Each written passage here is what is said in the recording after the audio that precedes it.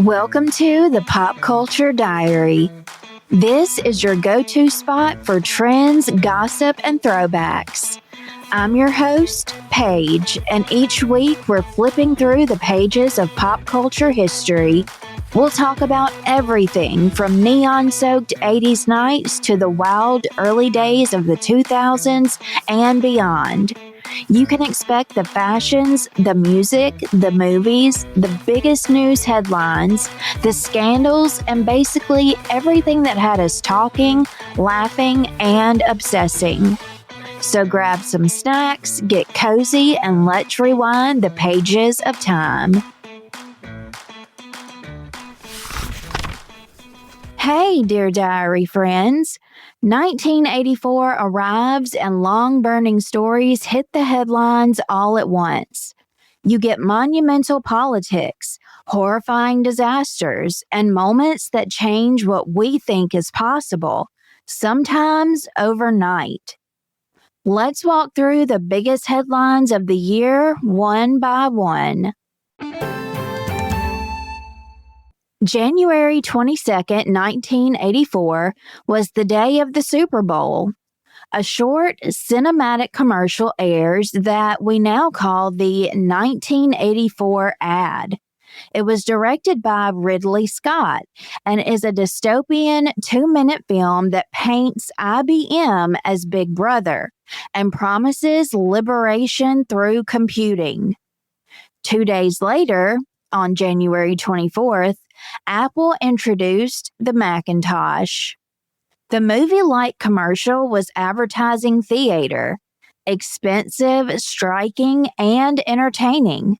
And the Mac itself introduced millions to a graphical user interface and the mouse. It was a very simple version of what computers could be for us ordinary people. Tech stopped being only for specialists or corporations, and it was moving into civilization, art, and living rooms. The Macintosh didn't instantly save Apple's balance sheet, but it changed what people expected computers to be. Next, the 1984 U.S. presidential race was dominated by one image: Ronald Reagan, the incumbent, running on an upbeat, optimistic theme called Morning in America. His campaign's ads were modest and some would say top-notch, selling confidence, economic recovery, and stability. Walter Mondale was the Democratic challenger. In July of 1984, Walter Mondale made history by choosing Geraldine Ferraro as his running mate. She was the first woman nominated for vice president by a major American party. It was a complete turning point for representation on the national ticket, and the choice energized parts of the electorate while creating intense scrutiny and debate. On November 6, 1984, Reagan won re-election in a blowout, carrying 49 of 50 states, the lone exception being Walter Mondale's home state of Minnesota, and won an overwhelming electoral majority. It was a political landslide that secured conservative control for that moment in American life and shaped policymaking, the media narrative, and the confidence of the presidency for the rest of the decade. The nomination of Geraldine Ferraro just exposed how gender would now be forced into national electoral conversations, and Reagan's victory confirmed an ideological shift in American politics that would be felt across domestic policy and foreign posture. Now, let's talk about when Los Angeles hosted the Summer Olympics in the summer of '84. It was unusual for two big reasons. First, in May of 1984, the USSR announced that it would not send athletes to LA in a tit-for-tat response to the US-led boycott of the 1980 Moscow Olympics and an expression of Cold War politics making its way into sport. Several allied countries followed suit. Romania famously broke ranks and attended, winning praise, many medals, and becoming an emotional media story. Second, unlike previous games, LA ran a tightly commercialized, sponsorship driven operation that turned a profit. The organizing committee, led by Peter Ueberroth, relied on corporate partnerships, television deals, and private funding. It was a money first approach that changed how cities planned Olympic bids thereafter. On the track, Carl Lewis stunned audiences by matching Jesse Owens' 1936 feat with 4 medals, one for the 100-meter, 200-meter, long jump, and 400-meter relay. Geopolitics was clearly part of global sport, but the LA Games showed that a private sector model could make money off of the Olympics in a way that states no longer had to cover.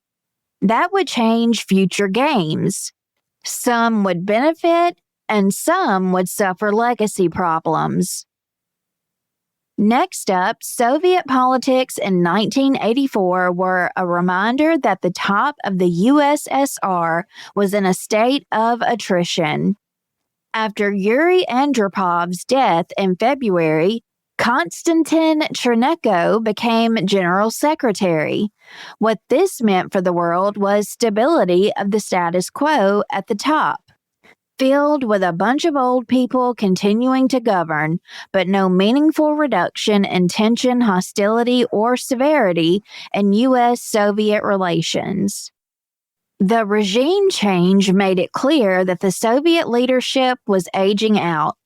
The Cold War stayed hot in rhetoric and proxy politics, but there was a soft whisper of change that would get louder a year later with Gorbachev. Okay, now, 2 stories in Britain made 1984 feel like a national crisis in different ways. The miners' strike happened from March 1984 onward. When the National Coal Board announced pit closures, the National Union of Mine Workers, led by Arthur Scargill, called a national strike. The strike became a bitter and often violent contest between unionized miners and the conservative government of Margaret Thatcher. One of the most notorious clashes was the Battle of Orgreave on June 18, 1984, where mass picket lines clashed with police in what later generations would call a police riot. Video footage and later inquiries raised questions about policing tactics, civil liberties, and political will. Then the Brighton Hotel bombing happened on October 12, 1984. The IRA attempted to assassinate Margaret Thatcher and her cabinet at the Conservative Party conference in Brighton by planting a bomb in the Grand Brighton Hotel. The device exploded. 5 people were killed, many injured, and Thatcher narrowly escaped serious harm. The attack was a traumatic high point of the Troubles spilling into mainland British politics. The miners' strike showed Margaret Thatcher's government were prepared to confront organized labor head-on. That would weaken union power for decades. The Brighton bombing demonstrated that the Northern Ireland conflict could reach into the heart of British government, strengthening resolve and political language. Over in India, their 1984 arc was brutal, a tangled web, and you need the background to understand why. Operation Blue Star went on from June 1st to June 8th of 1984. The Indian government, led by Prime Minister Indira Gandhi, ordered a military operation to flush armed militants out of the Golden Temple complex in Amritsar, the holiest Sikh shrine. The operation intended to remove Jarnail Singh Bhindranwale and his followers. It involved tanks and heavy weaponry in the temple precincts. It also resulted in significant casualties, damage to the Akal Takht, and other sacred sites, and enormous anger in the Sikh community. On October 31st, Indira Gandhi was assassinated by two of her Sikh bodyguards. The killers were motivated in part by retaliation for Operation Blue Star. In the weeks immediately following Indira Gandhi's murder, violent riots erupted in Delhi and other parts of India. Thousands of Sikhs were killed, their homes burned, and communities devastated. Human rights groups later described these events as pogroms, and there were persistent accusations of complicity or negligence by some government and local officials. The political fallout was immediate.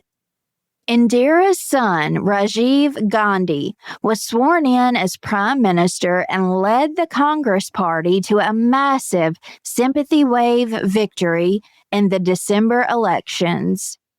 Operation Blue Star and the assassination ruptured the secular fabric that India had tried to build, inflamed communal tensions, and produced decades of sorrow, political debate, and unresolved legal and human rights questions.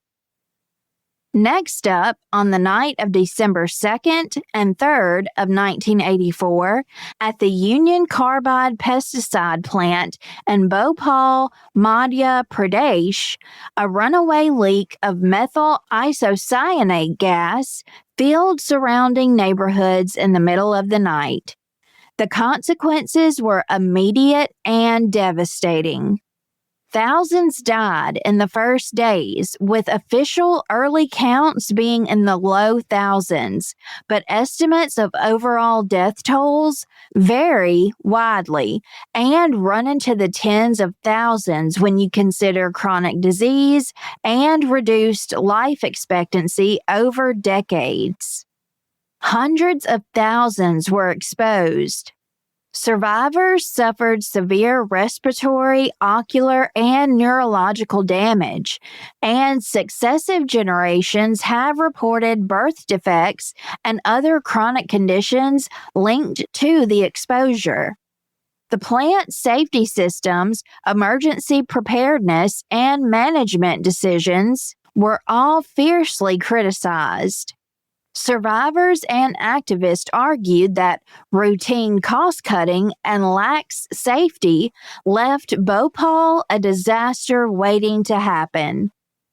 Union Carbide faced lawsuits and public fury. The Indian government eventually reached a settlement in 1989 to obtain compensation from Union Carbide, which many victims and advocates criticized as insufficient for the scale of human suffering. Bhopal's awful legacy is that of industrial negligence on a mass scale. It's a cautionary tale about multinational corporations, lax regulation, and the human cost of chemical capitalism.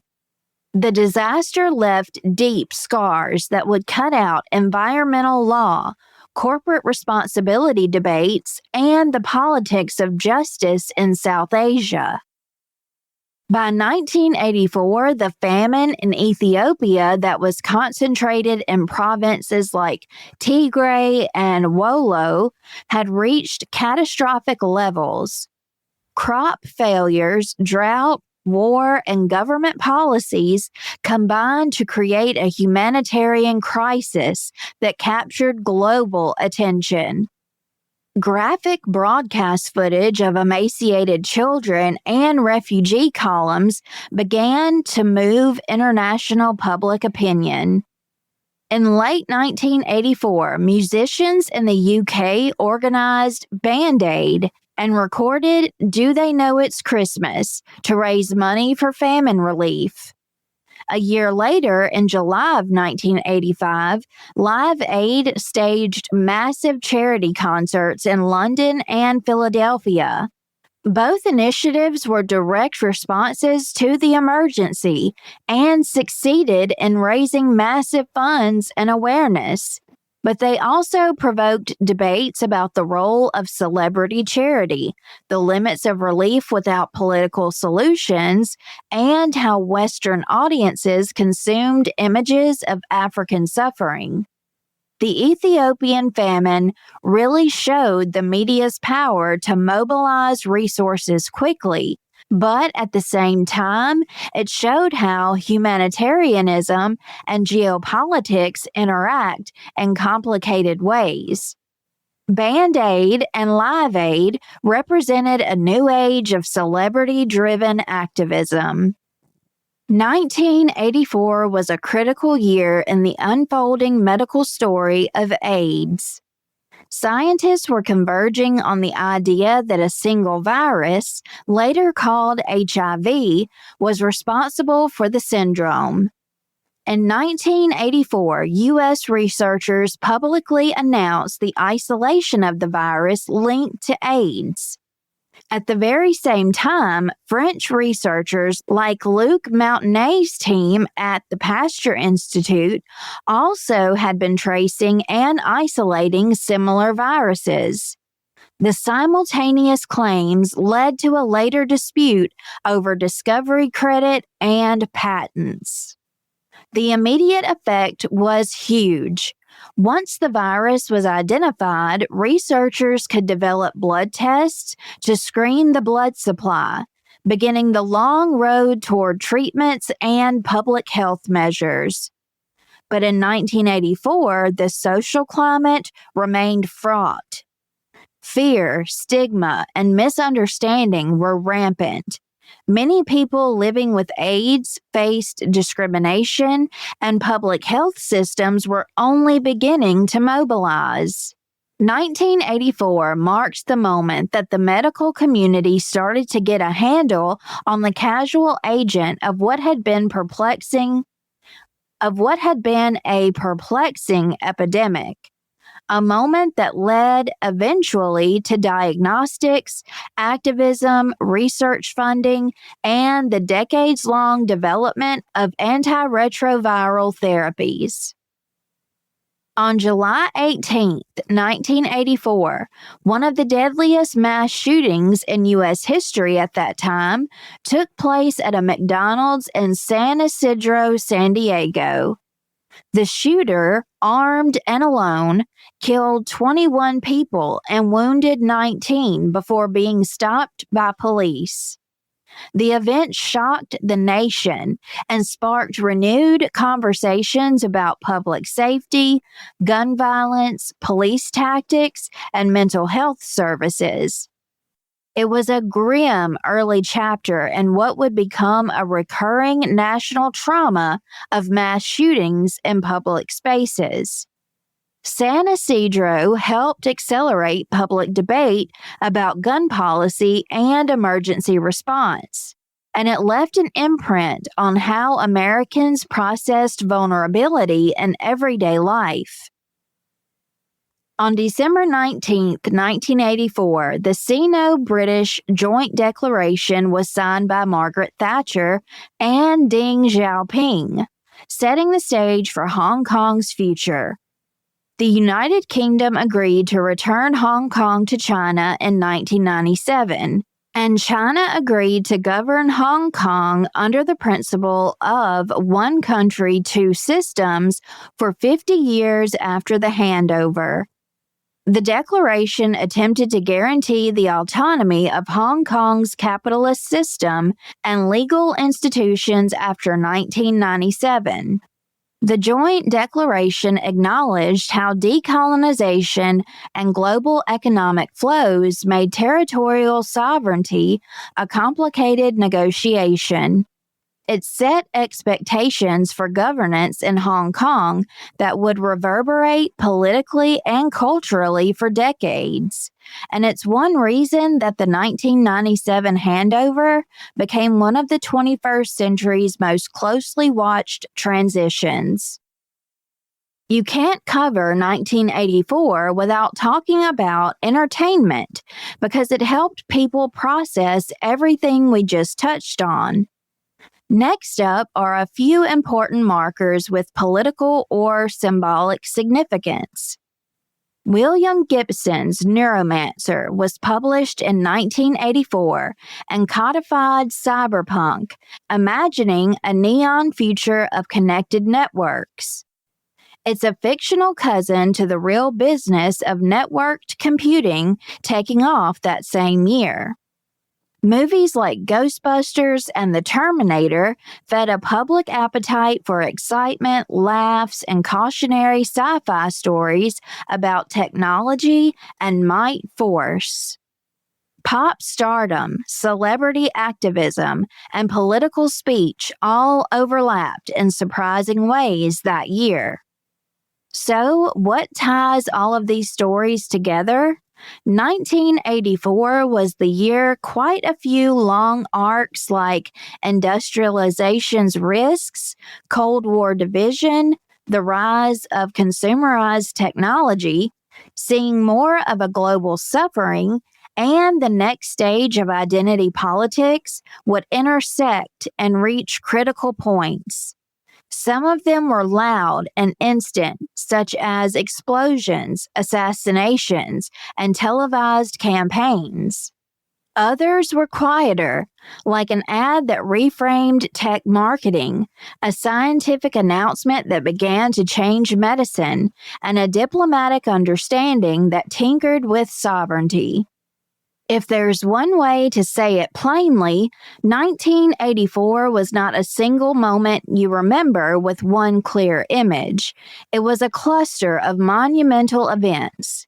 Some were brutal, some visionary, and when separated and sorted out, shows you the paths that led into the late 20th century and beyond. 1984 gave us multiple blockbuster hits that smashed national and international box office numbers. Some of the biggest and highest grossing films of the year included Indiana Jones and the Temple of Doom, Beverly Hills Cop, Ghostbusters, Gremlins, and Karate Kid. Also, R-rated comedy action films like Beverly Hills Cop began to show serious mainstream box office potential.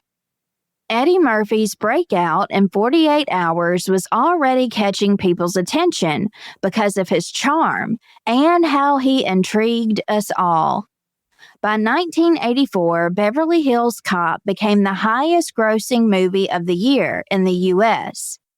So, without further ado, let's get into all the movies that had everyone full of excitement in 1984.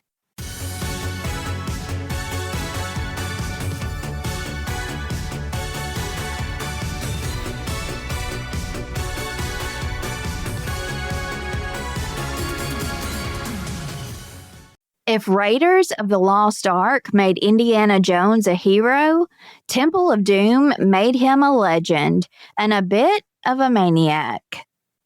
The story opens in 1935, a year before Raiders. Indy's fresh off a nightclub brawl in Shanghai where a diamond deal goes south. Champagne glasses shatter and poison darts start flying. He escapes with nightclub singer Willie Scott, played by Kate Capshaw, and his pint-sized sidekick Short Round, played by Ke Huy Quan. Yep, the same actor who would later win an Oscar for Everything, Everywhere, All at Once. They crash land in India, where a remote village begs Indy to rescue their kidnapped children and recover a sacred stone stolen by a dark cult. That cult, the Thuggee, operates from deep within the very depths of Pankot Palace, where the villains rip out hearts, literally, enslave kids, and serve chilled monkey brains for dessert. It's sensory overload with collapsing bridges, lava pits, human sacrifice, and enough snakes to make your skin crawl. The tone is darker than Raiders, with more horror and less winking humor. And yet, it's pure pulp adventure. The minecart chase alone is one of the best action sequences ever filmed. When it first came out, parents were shocked by how intense it was. So much, in fact, that Temple of Doom led right to the creation of the PG-13 rating. Steven Spielberg later called it too dark, but even he admitted it's hard to look away. It's like eating candy that's a little too hot. You regret it halfway through, but you still finish the bag. Next, we have Beverly Hills Cop. Detroit detective Axel Foley, played by Eddie Murphy, is not your average cop. He's loud, hilarious, and allergic to authority.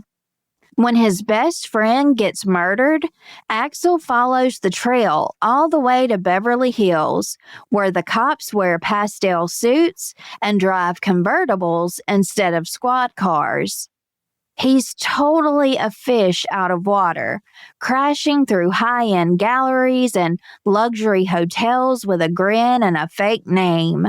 But behind the jokes is a smart, driven detective who is always one step ahead of everyone. One minute you're laughing at Axel sweet-talking a hotel clerk, the next you're holding your breath during a shootout.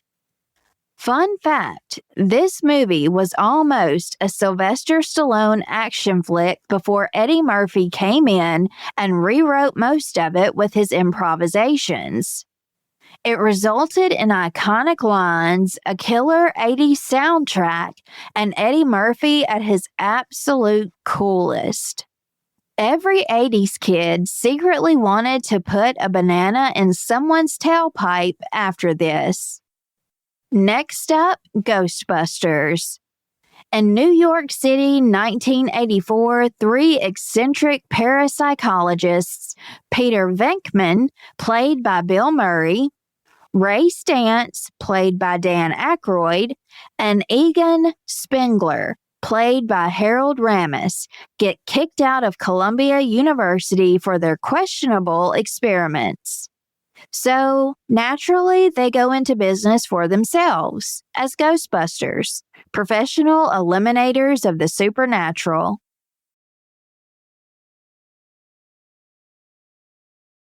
Their first real case was a ghost in a library that turns from curious to very angry. From there, they wrangle slimy green spirits, capture ghosts and glowing traps, and turn their busted-up firehouse into a paranormal HQ. But when an ancient Sumerian god named Gozer tries to invade Earth, all hell, quite literally, breaks loose. Suddenly, the Ghostbusters are facing down demonic dogs, levitating apartments, and a 100-foot Stay Puft Marshmallow Man rampaging through Manhattan. What makes it timeless isn't just the special effects. It's because it's funny without being campy, and spooky without being grim. It taught an entire generation that you can save the world in khaki jumpsuits and still look good doing it. Now, this next movie on the surface looks like a cozy Christmas movie. There's a small town with snow-covered roofs and twinkly lights. Then someone breaks the rules and mayhem ensues. This is Gremlins. Billy Peltzer's dad brings home an adorable fuzzy creature called a mogwai from a Chinatown antique shop. His name is Gizmo, and he's basically the cutest thing alive. Billy Peltzer is played by Zach Galligan, and his dad, Randall Rand Peltzer, is played by Hoyt Axton. There are 3 rules to follow when it comes to Gizmo. Do not expose him to bright light, do not get him wet, and do not feed him after midnight. As you might know or have guessed, every rule gets broken. When Gizmo gets wet, he spawns 5 new creatures. When those 5 eat after midnight, they turn into hideous, destructive gremlins. Suddenly, this quiet little town becomes a war zone. Gremlins swing from ceiling fans, terrorize a bar, and even sabotage a stair lift. What's genius about Gremlins is it walks the line between horror and comedy. It's a Christmas movie, a creature feature, and a gripping satire all in one. The violence was so intense for a kids' movie that it, along with Temple of Doom, helped force Hollywood to create the PG-13 rating. With Gremlins, think Home Alone meets The Exorcist. If both were directed by Santa Claus, having a really messed up day. Next, in the movie Karate Kid, Daniel LaRusso, played by Ralph Macchio, moves from New Jersey to California and immediately becomes the new kid punching bag. He's small, scrappy, and constantly harassed by the Cobra Kai dojo. They're a group of teenage martial arts bullies led by the smirking Johnny Lawrence, played by William Zabka. Enter Mr. Miyagi, played by Pat Morita, a quiet, kind maintenance man who turns out to be a martial arts master. He takes Daniel under his wing, but instead of sparring, he has him wash cars, sand floors, and paint fences. Wax on, wax off. It's the most quoted movie lesson of the decade. Daniel starts to realize those chores were training him. They were teaching him muscle memory, patience, and focus. By the time the big tournament arrives, Daniel's ready. That final crane kick, it was slow, dramatic, perfect, and would become the stuff of pop culture legend. What makes The Karate Kid so compelling isn't the fight scenes. Nope, as cheesy as it might sound, it's the heart. It's a story about mentorship, balance, and finding strength and being humble. This movie made everyone think they could master karate with some sandpaper and a positive attitude. Now, here's another movie that instantly became iconic. When the movie starts, the setting is a dark, smoky Los Angeles, and a naked man appears in a flash of lightning. He's built like a tank, speaks in monotone, and steals a biker's clothes. That's Arnold Schwarzenegger as the Terminator. He's a cyborg assassin sent from the year 2029 to kill Sarah Connor, played by Linda Hamilton, an ordinary waitress who will one day give birth to the leader of humanity's resistance against machines.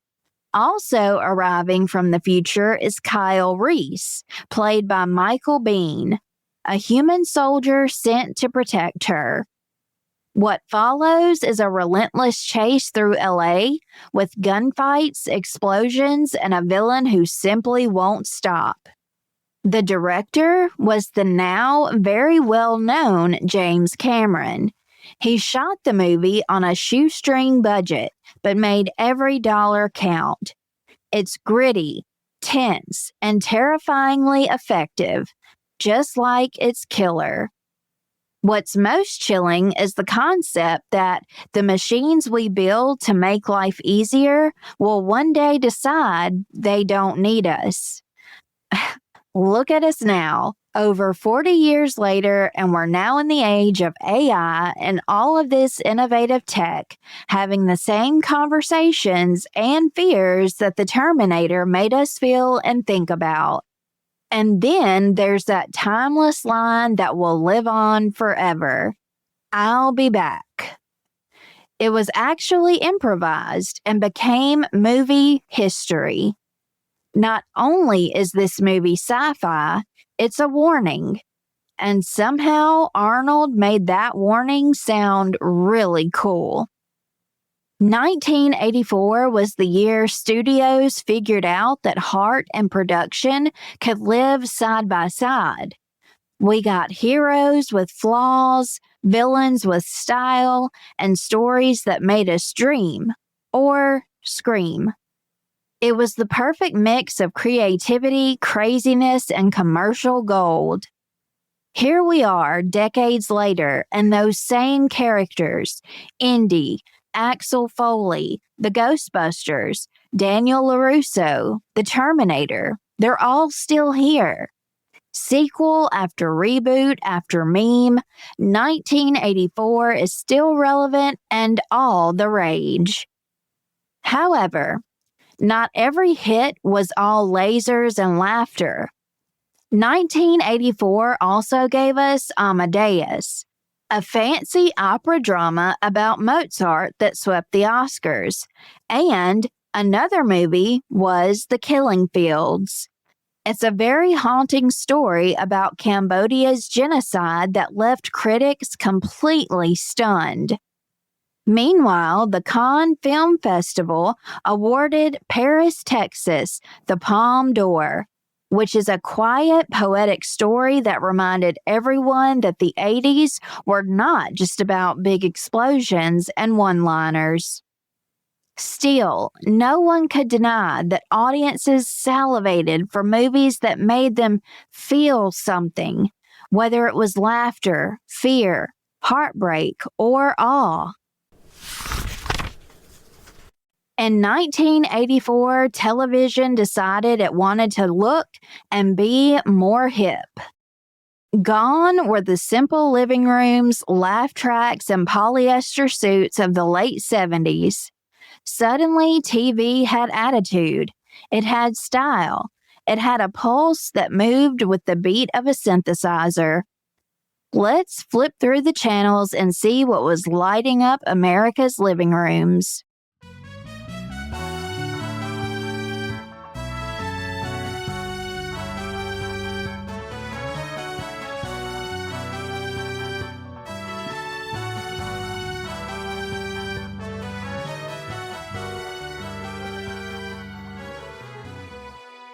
When The Cosby Show premiered in 1984, it changed American television forever.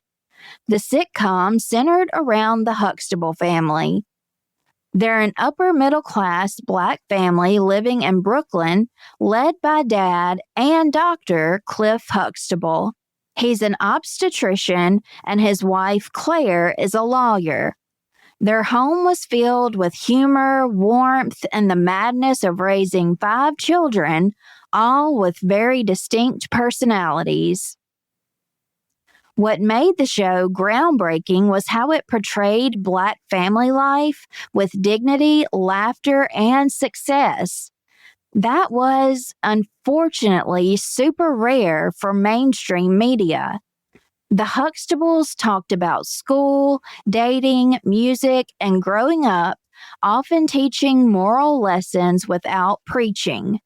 The show broke racial barriers, the ratings were through the roof, and it became one of the most trailblazing TV series of the 80s. All right, now the next show, think fluorescent lights, fast cars, and pastel suits. Miami Vice was style personified.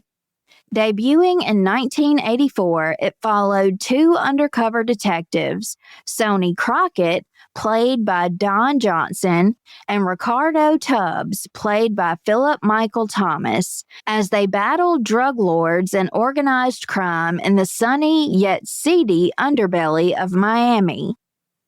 What set Miami Vice apart was the vibe just as much as the crime plots.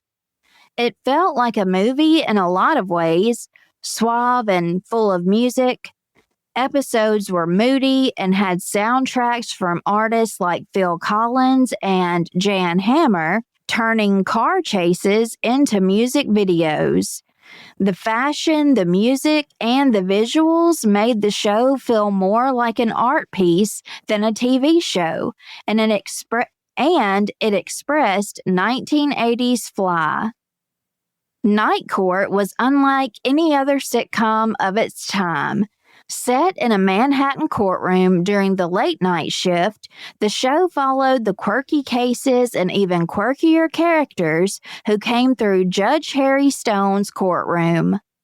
Harry, played by Harry Anderson, was a young, unconventional judge with a love for magic tricks and a soft spot for the misfits who wandered in. The supporting cast, from the deadpan bailiff Bull Shannon to the sarcastic prosecutor Don Fielding, created a comedic chemistry that was one in a million. Beneath the laughs, though, Night Court had a strange heart. It found humanity and commotion and reminded us that even in the most absurd moments, people deserve compassion. The TV show Hunter hit the airwaves as a ballsy crime drama with a bold tagline, "Works for me." It starred Fred Dreyer as Rick Hunter, a tough Los Angeles detective with a rebellious streak, and Stephanie Kramer as Dee Dee McCall, his equally fearless partner.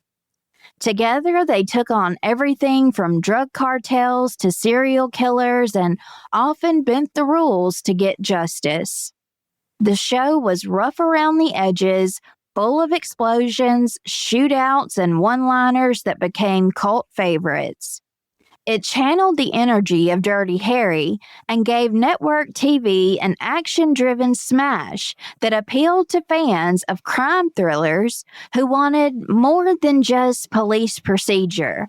They wanted fireworks. Brothers was one of the first American sitcoms to openly feature a gay main character. In 1984, that was a groundbreaking and brave move. The story followed the three Waters brothers in Philadelphia. Lou, played by Brandon Maggart, Joe, played by Robert Walden, and Cliff, played by Paul Regina.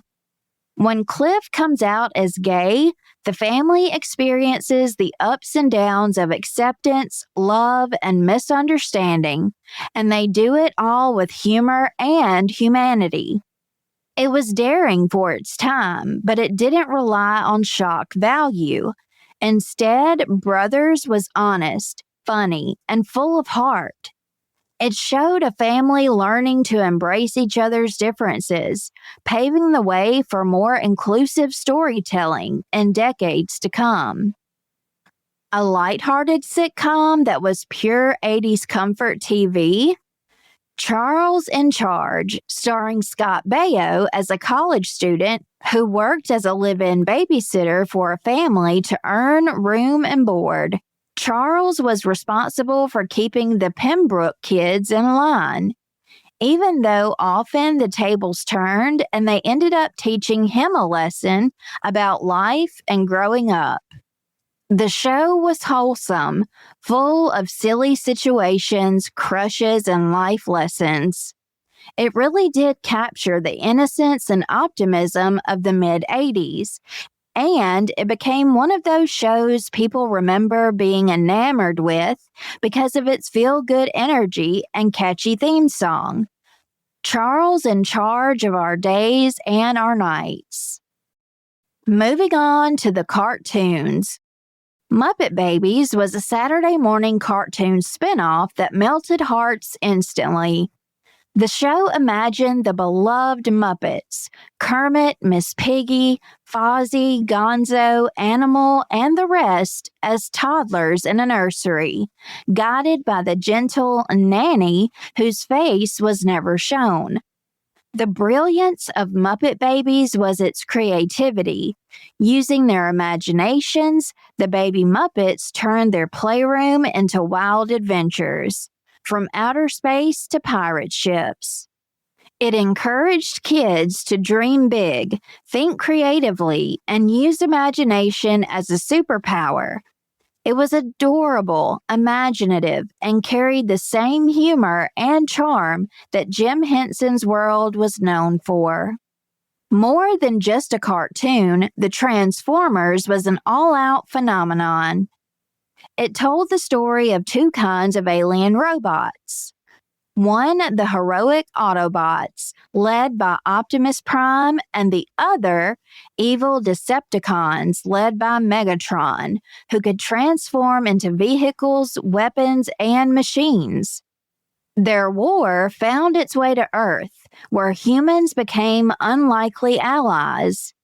The animation was thrilling, the voices iconic, and the story surprisingly emotional for a toy-based show. The characters had loyalty, conflict, sacrifice, and kids couldn't get enough. The series launched a franchise that still thrives today, with movies, comics, and reboots. It wasn't just about robots fighting. It was about courage, teamwork, and good versus evil on a cosmic scale. If you mashed up Transformers and Power Rangers, you'd get Voltron. This show followed 5 pilots who controlled giant mechanical lions. When danger struck, the lions combined to form Voltron. It's a massive robot warrior who defended the galaxy from evil. What made Voltron so captivating was its sense of unity. Each pilot brought their own strengths and flaws, but only by working together could they form Voltron and save the universe. The animation was sourced and adapted from Japanese anime, which gave it a unique, futuristic style that stood out from most Western cartoons at the time. Whimsical and pastel-colored Rainbow Bright was pure magic for the imagination. The show followed a young girl named Rainbow Bright, who brought color and happiness to a gray, gloomy world with the help of her colorful friends, the Color Kids, and her trusty horse, Starlight. It was a vibrant fantasy world filled with adventure, kindness, and how believing in joy makes you stronger. The series had adorable characters, but most importantly, it taught optimism and compassion in a decade obsessed with bright consumerism. Kids loved the plush toys, lunchboxes, and dolls, making Rainbow Bright a cultural icon of innocence and creativity. I know this is different for this podcast, but we're going to pause here because 1984 had way too much going on to fit into just one episode. I've been doing more research into these topics, so there might be more multi-part episodes coming soon. For this episode, we've watched the screens in people's homes turn on and tune in to all kinds of shows that were rituals to watch. Laughed through sitcoms that defined a generation, and maybe felt that creeping nostalgia for simpler days when a talking car or family dinner could pull the whole country together. Stay tuned for part 2 of 1984. The whole episode is about celebrity gossip. We're getting into the rumors, the truths, the lies, and some downright wild gossip that was never cleared up or debunked. Be there or be square next Friday at 8/7 Central. That's it for today's trip through the Pop Culture Diary. Thanks for tuning in and taking a trip back in time for a hit of nostalgia with me. Don't forget to follow the podcast wherever you get your shows, rate, review, and keep an eye out for the podcast on social media over on Instagram at ThePopCultureDiary Podcast, Twitter at PopCultDiaryPod, Tumblr at The Pop Culture Diary Podcast, and the Facebook page, The Pop Culture Diary, for more pop culture fun, extras, and behind-the-scenes madness. Until next time, everyone take care of yourselves, and I'll see you in the next episode.